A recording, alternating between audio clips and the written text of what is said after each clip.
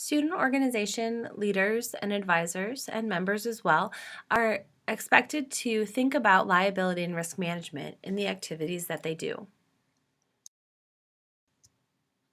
Liability is defined as your legal responsibility for something, especially costs or damages, and risk is defined as the danger that injury, damage, or loss will occur. The higher the risk, the higher the liability. Prior to deciding to do an activity for your organization, you should consider a number of questions. Any of the questions listed here and more are going to increase your risk and therefore your liability.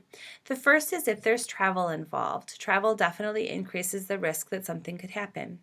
If the event is for those that are 21 and over, usually due to alcohol being present, or if the event is focused on having minors, both of those things are going to increase your risk.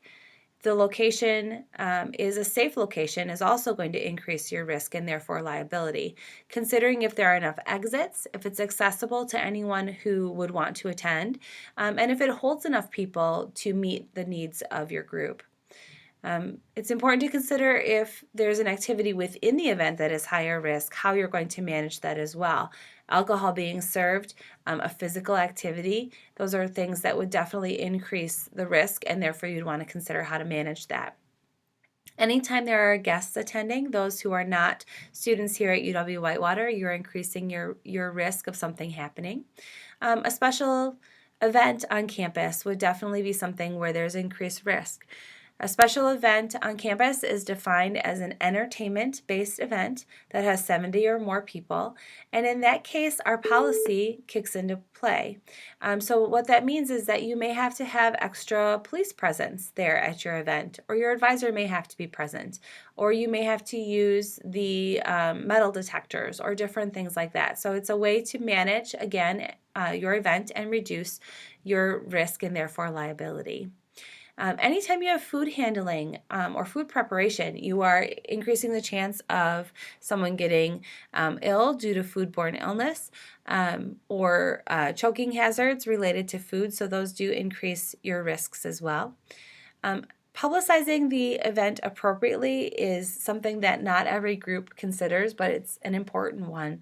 Want to make sure as you're planning your events that you're publicizing to those who are actually eligible to be present so that you're avoiding any issues that may happen if someone who is under 18 tries to sneak into your event or if someone is not supposed to be present on campus but somehow finds out about your event. They may try to attend. So those are going to increase your risk as well. And the overarching question is the last one. If the event is part of the organization's and the university's mission, then it's more likely to be covered and supported by the university as you're moving forward if something were to happen. So based on those questions, if you're saying yes to any of the increased risks, then you'll need to consider the following. The first and most common is release forms, also known as hold harmless forms. We encourage all groups to have their members sign a release form just for being a member of the group. It just makes them aware that they're really making decisions on their own and that throughout the process it is their own decision to be a part of the organization and to move forward.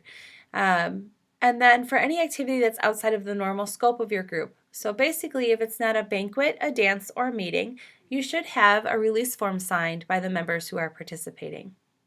If you have an event where you'll be working with minors, especially if the parents will not or guardians will not be present with those minors, you will need to run background checks on your members who will be participating in the event. Risk management can help with that, just like they can help with the hold harmless form creation. A use of a third-party vendor to serve alcohol, rent vehicles from, or run higher risk activities like climbing walls or bouncy houses is also a great way to reduce your liability.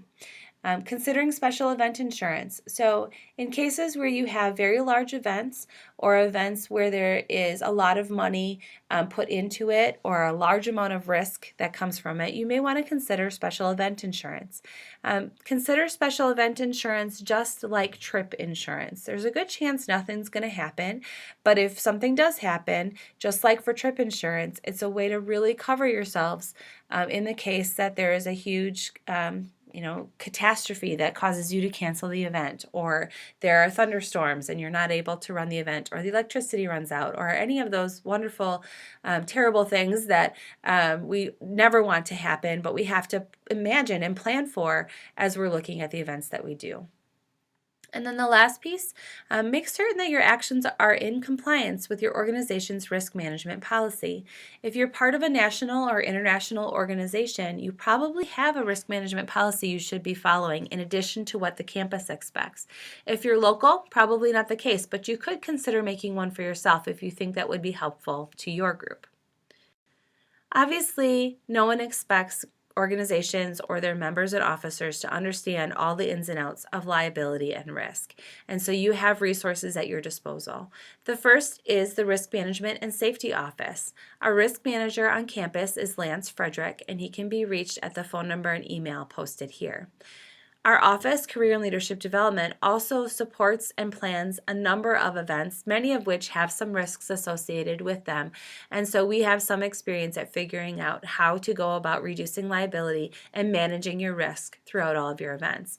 While I've listed my phone number and email address here, the easiest way to get on my calendar is to call our front desk of Career and Leadership at 262-472-1471.